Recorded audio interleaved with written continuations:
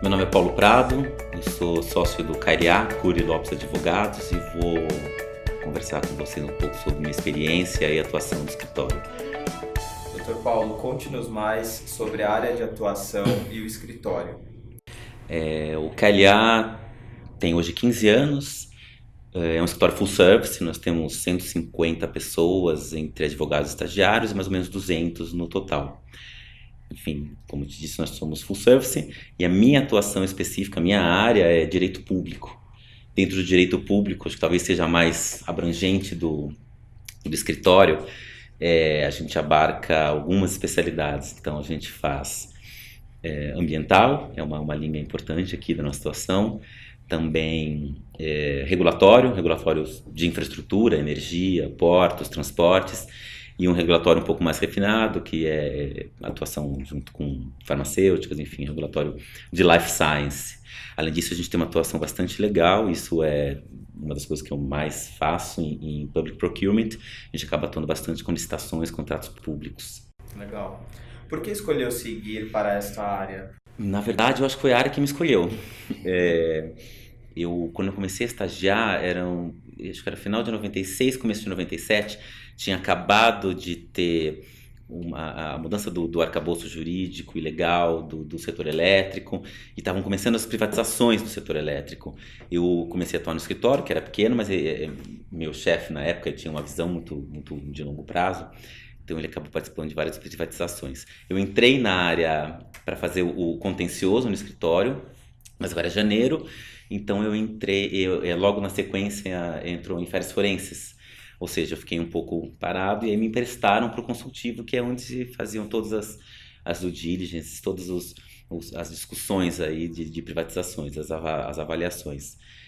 Foi amor à primeira vista e o primeiro relatório de auditoria, e eu nunca mais abandonei essa área, o direito administrativo, ambiental, direito público, enfim. Poderia citar algum case seu de sucesso?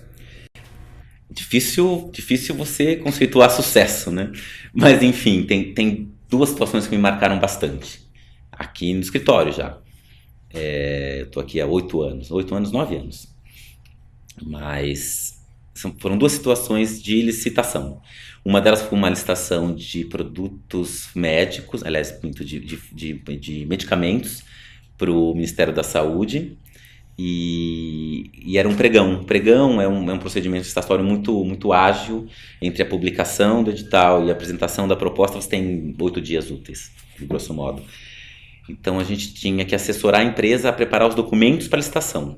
Isso era tanto ela ia participar com a privada, aliás, com a brasileira, quanto com a estrangeira.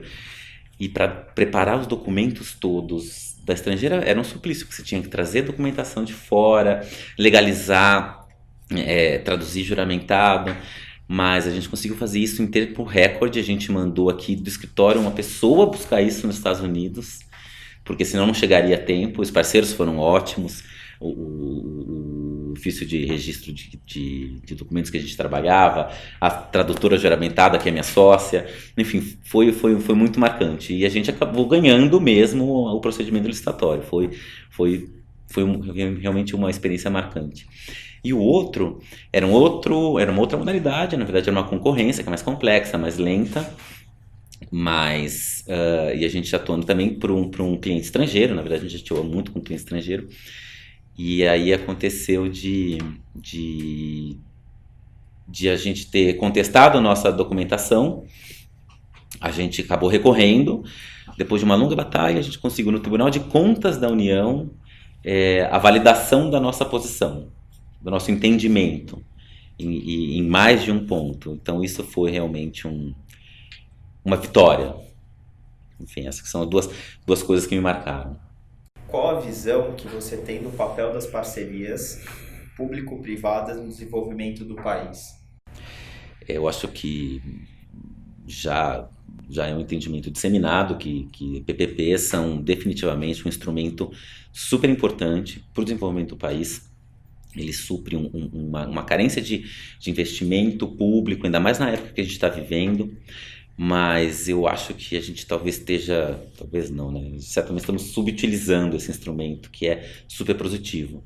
Você acaba trazendo para a atuação governamental em frentes que são essenciais até para o usuário, né? Para nós, para a sociedade, para o cidadão, traz a eficiência do setor privado, todo a agilidade que eles têm no trato do negócio, você insere isso num contexto de um interesse social, porque você faz PPPs para diversas coisas, não são só infraestrutura, são coisas que a gente acaba nem imaginando que podem ser feitas, um serviço funerário, uma administração hospitalar, existem muitas possibilidades, até uma discussão de reurbanização, é um instrumento muito importante.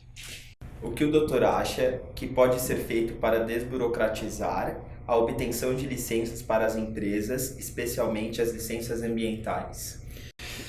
Esse é um ponto importante, na verdade. Nós somos um Estado federado, temos diversos municípios e as competências são concorrentes até, né? Então, você tem muita gente licenciando muita coisa e realidades absolutamente díspares num país. Enfim, eu acho que não tem como negar que o principal cerne para você fazer a coisa funcionar em termos de um licenciamento efetivo, um licenciamento eficiente, é preparar o servidor público. Ele é a peça principal, ele tem que ser visto como tal, ele tem que ser preparado, tem que haver investimento para que ele possa atuar de maneira eficiente. Ele ter a consciência da importância dele, de todas as formas, obviamente. O que pode acontecer é, se você tem uma necessidade específica, em termos de prazo, existem leis, existem regulamentos que estabelecem prazos de resposta do ente governamental, às vezes há um abuso. E esses licenciamentos acabam demorando muito tempo. Nesse sentido, você, obviamente, busca uma proteção judicial, e posso até dar algum exemplo, por exemplo, em termos de regulação farmacêutica, quando você pede uma licença de funcionamento, um outro licenciamento mais específico, e existe uma previsão de prazo a ser concedido, algumas entidades, algumas associações buscam proteção legal, se não para que seja concedida efetivamente a licença em si, porque obviamente existe uma avaliação técnica importante, há uma determinação legal para que seja observado um prazo. Então isso é uma coisa que tem que ser respeitada. Especificamente em termos de licenciamento ambiental, de novo, nós temos a mesma situação, porque você tem órgãos municipais, estaduais e o federal, enfim, no plano federal, licenciando e avaliando um mesmo empreendimento de forma concorrente. E então você tem que ter um preparo também da pessoa, do servidor que vai fazer essa avaliação. O que acontece é que a gente tem que ser feita uma discussão com muito cuidado. Se hoje tem dois projetos de lei no Congresso, em análise, na verdade, um no Senado e numa Câmara, que tem por escopo, obviamente, desburocratizar, isso é super positivo, tem algumas iniciativas interessantes que foram colocadas nesse projeto, no sentido de aproveitar o que já existe de documentação para uma mesma área, seja um estudo técnico, um EMA-RIMA, não tem que se pedir diversas vezes para uma mesma área, um mesmo documento. Mas, de outro lado, você tem algumas ponderações, algumas imposições que merecem mais ponderação. Por exemplo, uma previsão de que, se não houver avaliação em 60 dias, o licenciamento vai ser automático. Isso é realmente muito complicado. Enfim, tem que ser ponderado. Um último ponto, acho que vale falar e é importante de licenciamento, é que hoje em dia a gente está vivendo um momento de compliance muito forte, de discussões de corrupção muito forte. E o licenciamento, até pela ramificação em que a gente vê, em que ele existe, né, em todos os municípios, é um foco de corrupção, é uma potencialidade de corrupção muito grande. Esses estudos demonstram, as avaliações, as situações que se vê que realmente esse é um ponto sensível, é um red flag a ser observado e na atuação de todas as empresas. Tem que ter muito cuidado com os licenciamentos. Até nesse sentido, a gente escuta muito no noticiário que houve corrupção por conta de aditivos contratuais. Poderia explicar para a gente como funciona uma empresa que ganha licitação por fazer aditivos? Na verdade, como é um procedimento licitatório, ele é independentemente da modalidade, né, seja concorrência, seja pregão, seja qualquer outra forma, qualquer modalidade, você tem uma fase interna e externa. A fase interna, a grosso modo, é um preparo pelo órgão licitante. Ele tem que ter um projeto bem estruturado, a avaliação da necessidade dele bem definida, orçamentos feitos de forma séria para que contemplem exatamente aquilo que pretende ser feito e o quanto precisa ser gasto para alcançar aquele objetivo. O que acontece, a gente acabou verificando, né, com todas essas situações de corrupção, enfim, de mapeamento de corrupção, é que na origem já existia algum tipo de conversa entre os entes privados e os entes públicos, ou seja, o projeto era mal feito, ele não era tão completo, ele não tinha muito cuidado, os orçamentos não eram delicados, não eram vistos de forma apurada. E então o que acontecia? Você ia para um procedimento licitatório e a empresa vencia com um valor até que razoavelmente baixo, né? Mas já estava preparado, já estava discutido que seriam feitos aditivos.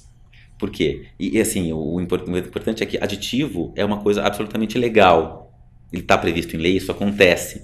Mas são situações específicas. O que se verificou é que eram distorcidos de forma, ou seja, você tinha um projeto mal feito, então você está desenvolvendo o projeto, puxa, tem que fazer isso agora, não estava no projeto, então vamos fazer o aditivo para complementar o que não estava visto antes. E aí você tinha superfaturamento de preços, enfim, a gente não mapeou tudo ainda, mas é uma situação complexa. Bom, pessoal, essa é uma experiência que eu gostaria de ter dividido com vocês. Enfim, fiquem sempre ligados aí no canal da Target, que sempre tem algumas entrevistas interessantes para discussão de futuros e profissões.